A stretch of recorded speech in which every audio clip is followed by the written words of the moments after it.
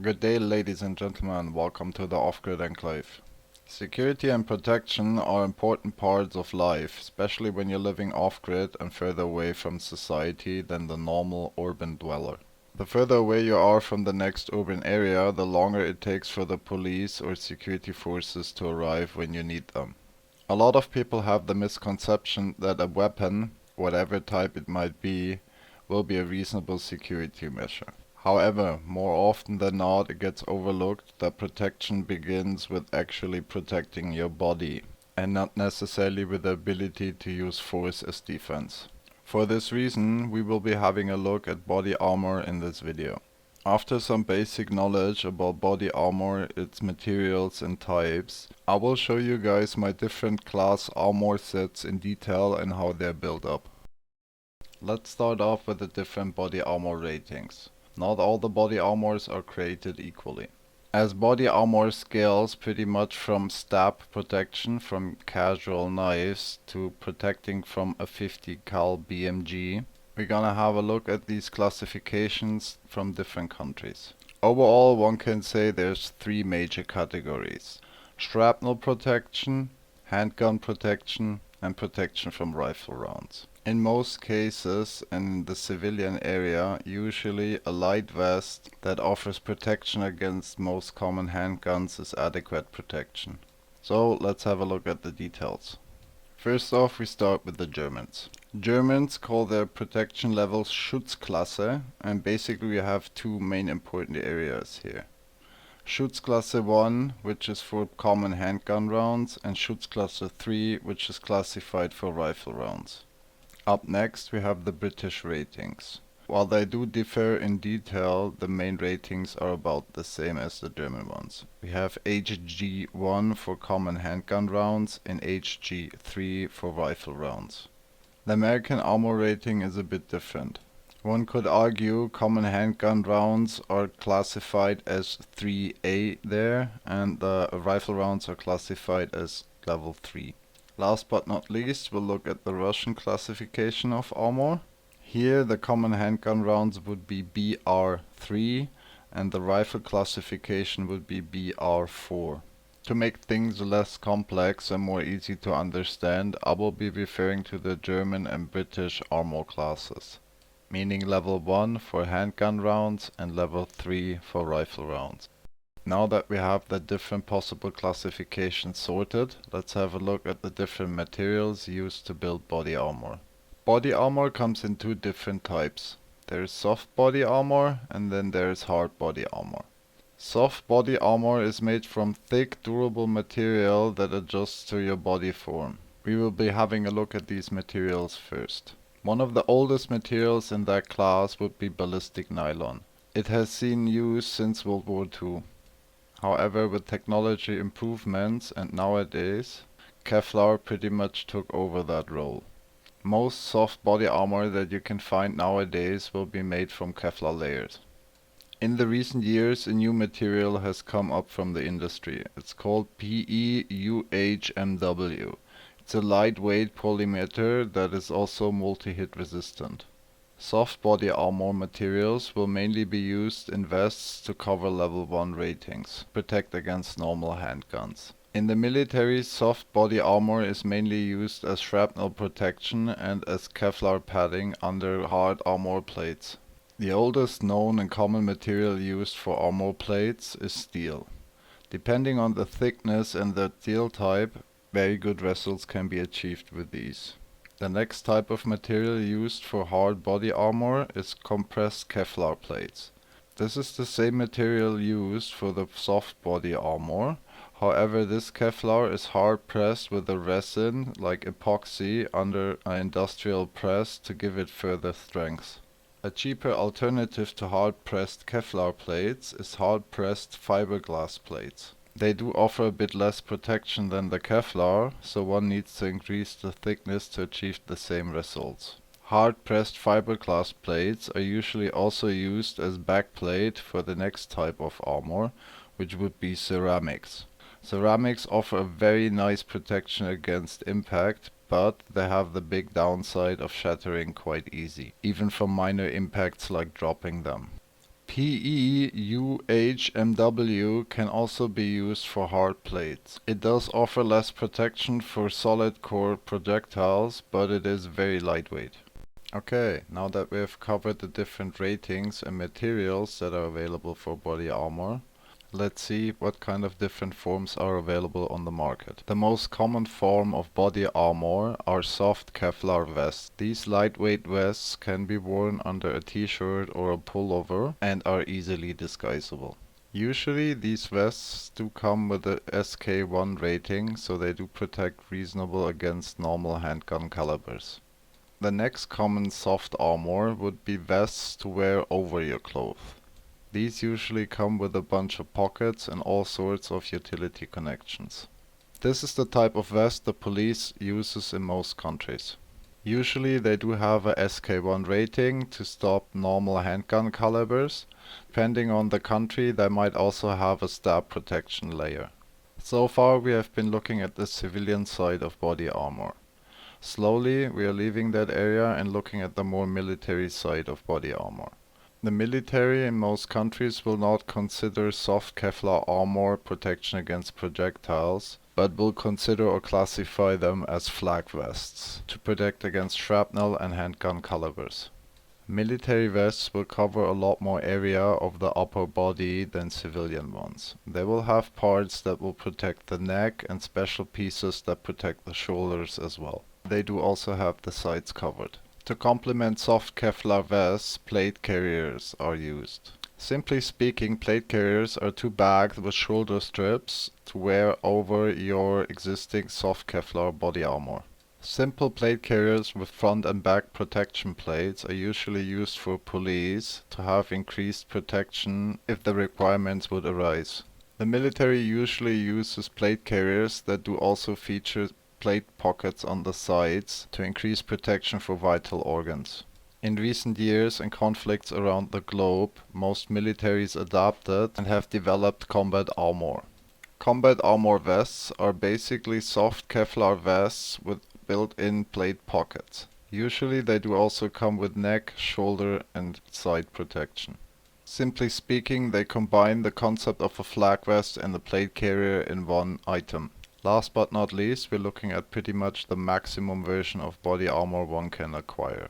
A full body bomb suit. These suits will have exceptional thick armor. The soft Kevlar parts alone will reach about SK3 rating. In addition, there will be protection plates for all vital organs, arms, legs, chest and so on, combined with a complex system to protect the head. As one can imagine, these suits are not made for running. Alright then, we have the basics covered. Up next I will be showing you guys my body armor sets.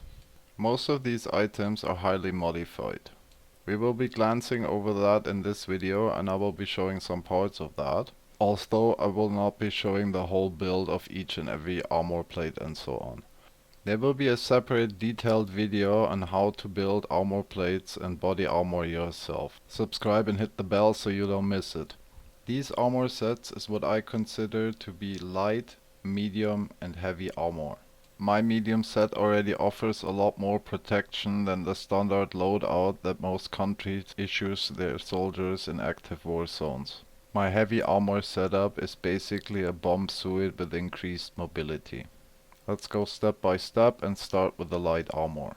I do need to apologize for the camera quality. I twiddled around in the settings and apparently did that wrong. The base for this light body armor setup is a German flak vest from the early 2000s. It offers very good shrapnel protection and about a SK1 rating for projectile protection. For the head I have this very simple metal Polish Army surplus helmet. It offers basic shrapnel protection but basically no ballistic rating. Alternatively, I have this modified bomb cap, more on that later. Additionally, we have this black trauma vest to wear under the body armor.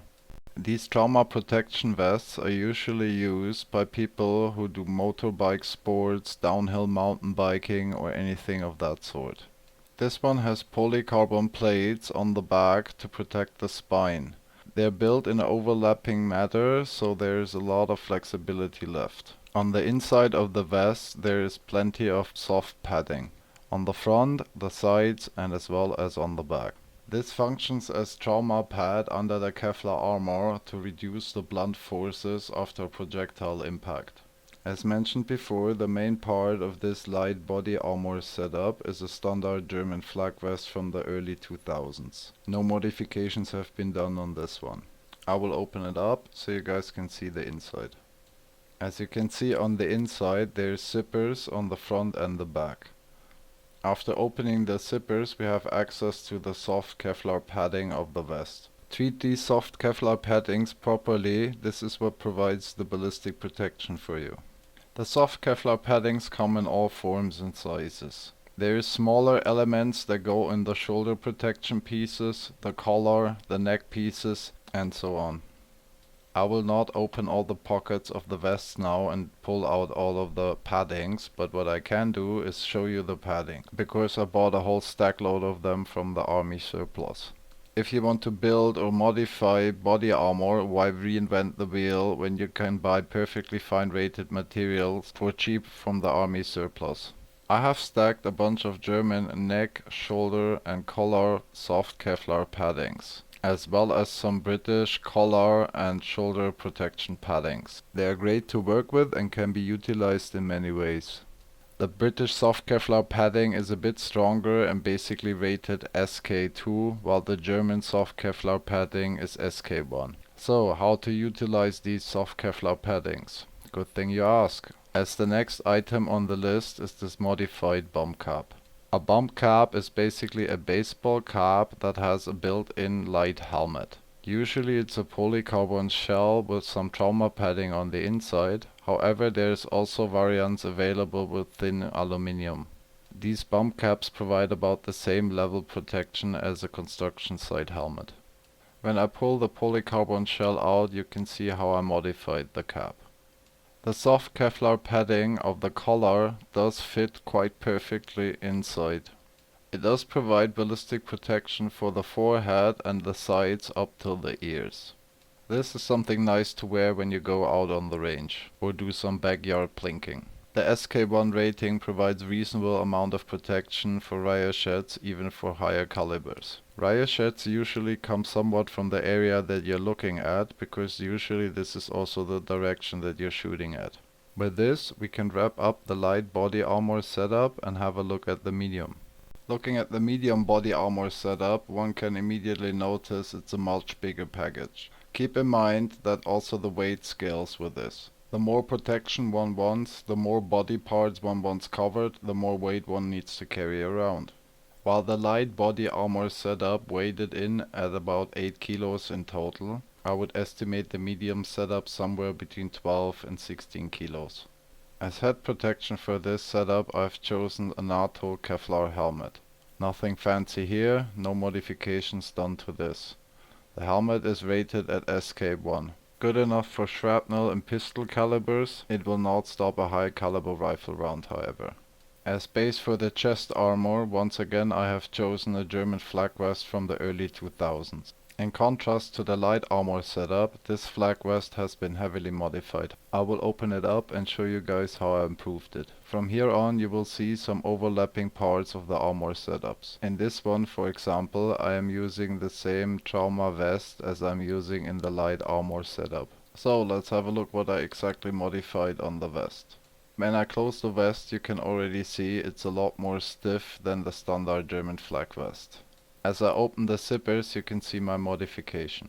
The German vest basically consists out of one front piece and one back piece. The pockets for the Kevlar paddings are quite wide, so I added hard armor plates on top of the already existing soft Kevlar padding into there. The thickness and the weight of the added armor plate is no problem for the vest material. The plates fit quite well and it is still comfortable to wear. I will pull the plate out so you can have a good look and get an idea about the general size. These are not ready-made plates, but army surplus plates that I modified.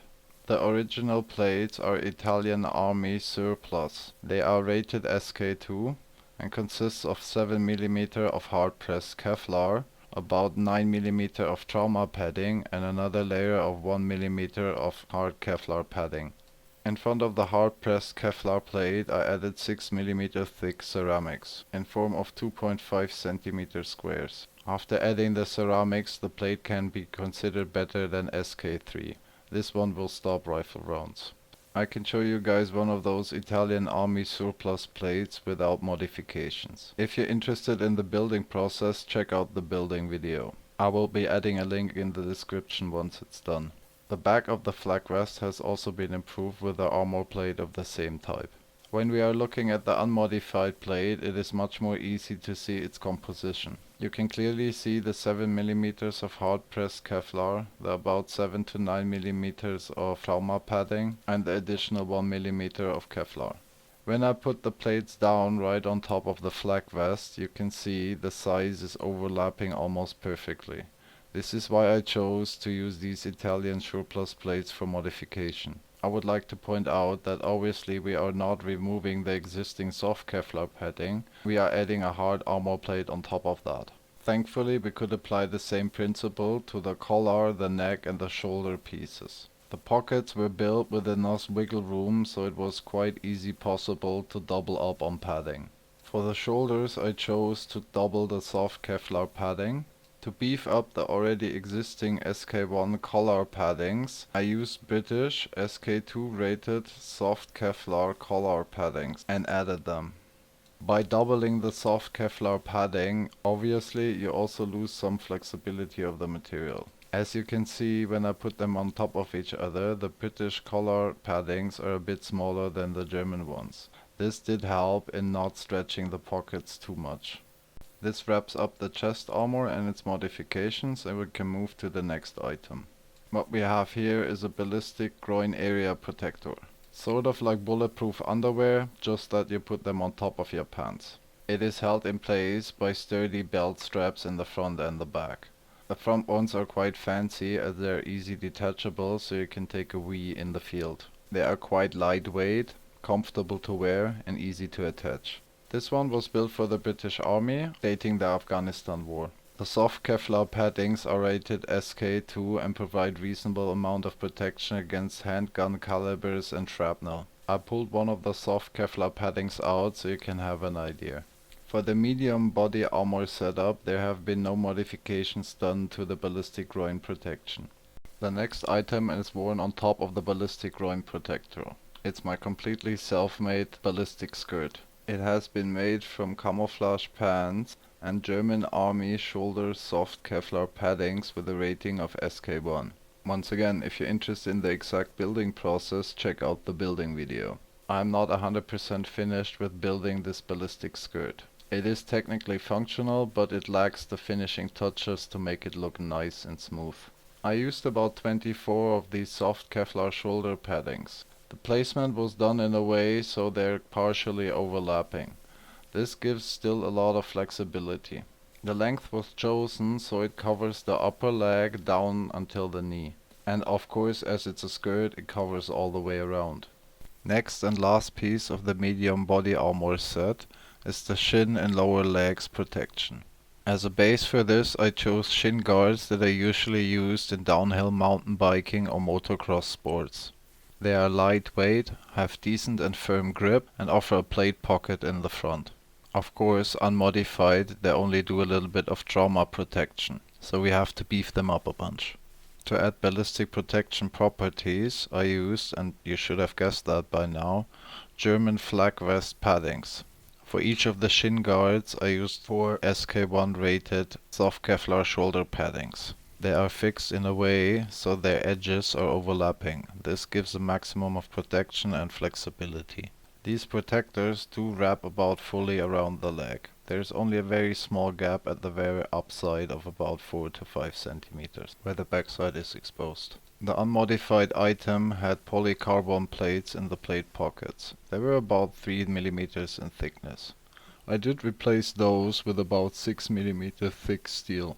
While the soft armor padding does cover most of the lower leg part, the plate does only cover the middle part and essentially the bone from the front.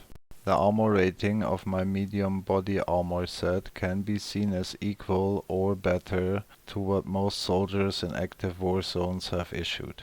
The main chest area from front, back and side has a SK3 rating, as well as the shin guards from the front. Most other important body parts have at least a SK1 rating, if not somewhere between a SK2 and a SK3. Focus of this set was to achieve a maximum of mobility with a reasonable amount of protection. On this note, we will be having a look at the heavy armor setup. The heavy setup was made with a focus mainly on protection and not on mobility. Basically a bomb suit with a lot more mobility than they usually have. For the heavy body armor setup, the package gets quite thick and overall the weight does increase. I would estimate the whole package to be somewhere between 25 and 30 kilos. You will see some overlapping items from the medium armor set, like the shin guards and the skirt. As chest piece for the heavy body armor setup, I have chosen the British Combat Armor Osprey Mark III. First item we're gonna have a look at is the helmet. It does look quite unusual, that is because it's almost completely built by myself. More details on that in the build video. The base for this helmet was a medieval style combat helmet called Schuller Helm that was made for live action roleplay. As you can see already, it has been heavily modified. I added strips out of 10 to 15 layers of fiberglass that got hardened with epoxy and pressed to the front and back as well as the side of the helmet to increase the overall structural integrity, as the original base item only gave me about 1.6 millimeters of steel. To beef up the ballistic ratings, I used German Army soft Kevlar collar paddings with a rating of SK1. I will see to get the camera somehow into the helmet to give you guys a good picture of the inside. To fix the paddings in place, I used fiberglass and epoxy. The neck, the top of the helmet and the side of the helmet have one layer of these paddings. The forehead of the helmet has 2 layers of these paddings. To increase the jaw protection ballistics, I used a combination of hard-pressed Kevlar plates and hard-pressed fiberglass plates. The armor rating of this helmet is somewhere between SK1 on the weak spots and SK2 on the front. I will be showing you guys some still pictures of the helmet so you can get a better view. To add trauma protection, a basic level of comfort and somewhat of a way to fix the whole thing on your head, I once again turned to the bomb caps. What I did was I cut the shield part of a bomb cap off. After doing that, the bomb cap will fit perfectly and snug inside the helmet. Adding a double-sided tape, it will fit perfectly and hold quite smoothly. With its armor rating, this helmet does provide a really good protection against shrapnel and small arms fire. However, the weight is another thing. I would estimate this helmet to be about 2.5 kilograms. Looking at the chest piece next, I used the British Combat Armor Osprey Mk3 as a base. I chose this because it comes as a highly modular setup from the get-go and offers plenty of options for modifications. This item comes in at about 15 kilos. That is without counting the optional additional chest and back plate. The grey item in the front and the back is not an additional chest or back plate, it is only fixed there for ease of transport and storage. When you undo the fixing straps, you can see these plates flap downwards. They work as groin and upper leg protection. These grey plates have a rating of SK1 with an additional trauma pad on the back. Originally, they were designed as light plate carriers with a SK1 rating for the police. As I have one in the front and the back, it is possible to unstrap them and still use them as a normal plate carrier. The original fixing straps they came with fits perfectly to the plate pocket of the British Combat Armor System, Osprey Mark III. After removing the lower body protection plate, we can now open the plate pocket for the additional front or back plate. As explained earlier in the video, there is plenty of options for additional armor platings here. Fiberglass, Kevlar, steel, ceramics or composites. I have a plate of hard-pressed Kevlar in about 9mm thickness in there. Its armor rating is SK2. As you can see, my Kevlar plates are a little bit too small for the plate pockets, which is why I'm currently working on plates that fit these pockets exactly. These plates are also from Italian Army surplus. The areas that are usually covered with soft body armor, like the neck, the collar, the shoulders, and the side under the shoulders, I used triple paddings. I used two soft Kevlar collar paddings rated SK1 from the German army and one layer of SK2 rated soft Kevlar padding from the British army. This makes for very, very stiff soft armor. It is still somewhat flexible, but not really. I used the same type of paddings for the shoulders. For the plate pockets on the side, I did build myself armor plates. Using a 2mm steel plate as base, I added about 80 layers of fiberglass epoxy composite and rounded that up with a ceramics layer of 6mm. I will be showing the detailed construction process of these plates in my build video. For the chest and back protection, I used the same hard-pressed Kevlar Italian Army surplus plates that are also used in my medium body armor setup. It wasn't exactly easy to get those plates in. Originally, the Combat Armor Osprey Mark III is designed to have soft Kevlar paddings in there. The British have the opening in the top at the very small edge. I had to add a zipper on the bottom so I can actually slide the big non-movable plates in. Alright then, let's pack this all up and move to the next item. Just like with the medium body armor set, I'm using my shin guards with SK1 soft Kevlar padding and a SK3 plate to protect the bone in the front for my heavy body armor set. I shall keep this one short and we can skip to the next item. The next item in beautiful shiny yellow is another self-made construction. The base for these are Kevlar arm sleeves that are usually used in forest works to protect against cutting from chainsaws and such, or if you work with highly flammable liquids to protect against burning and such. While in original condition they do have very limited shrapnel protection, of course we have to beef up their ballistic properties. I added a layer of soft Kevlar paddings to protect the upper side of the arm. The paddings I used for this are shoulder paddings from German flak vests. I will put one of those sleeves on and show you guys how it looks. While it may look funny and all, especially in the bright yellow, this adds a decent layer of protection for the upper arm, while at the same time remaining reasonable mobile. I'ma move my arm around like a 1970s disco dancer to give a good impression of the mobility. Same as for the other modified items. If you're interested in the building process, check out my build video. With these sleeves, the upper side of the arm will reach a SK1 ballistic rating. The next item you have also seen before in the medium body armor set. However, for the heavy body armor set, we did modify that one and beef that a bit up.